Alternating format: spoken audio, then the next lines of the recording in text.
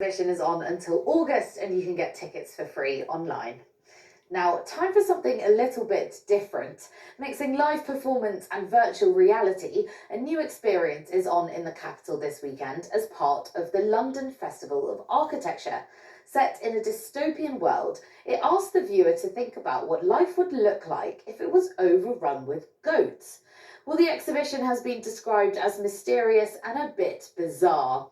Well, Tanya has been speaking to the performance artist and director of the piece, Jacek Ludwig Scarso.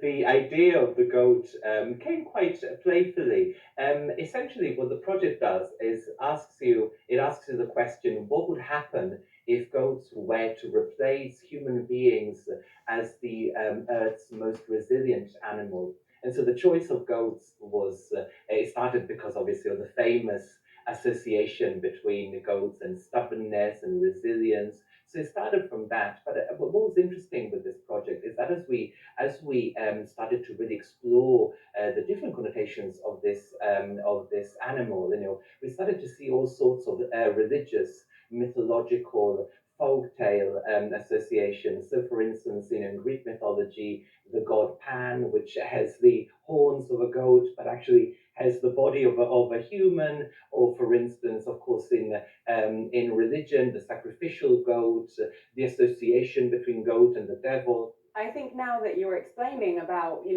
how it works and the mythology or the meaning behind it, it makes sense. But not knowing that, I think maybe, do you think viewers will actually be able to, do you think everyone will be able to connect with this?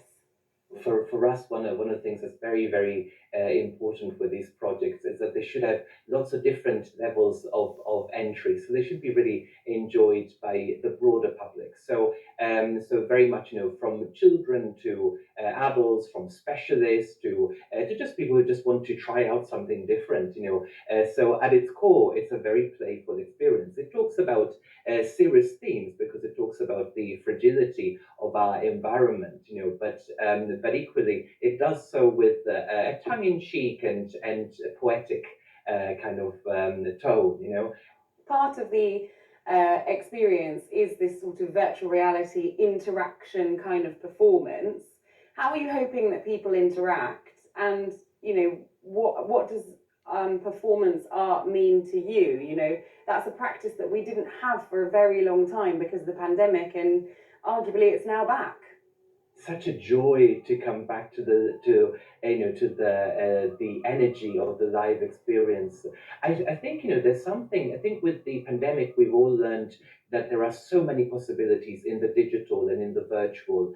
But for me, this connection between the virtual and the live, is so unique. It brings a very, very different energy. And so what you can expect is that as you'll be greeted into this amazing venue, and you go through different what we call stations as in different stops, where at one point you put on the goggles for the VR experience, and then at another point you encounter real life performers dressed as these goat characters that take you into this kind of dreamlike world, and then from there you then go into another VR experience, and you can dip in and out as you please. And so the performance is ongoing, and you simply book your 30-minute slot during the time, which is why the performers have to keep an incredible stamina to be part of this.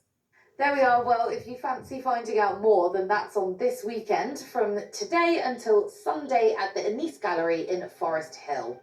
Time for a final check on the weather now.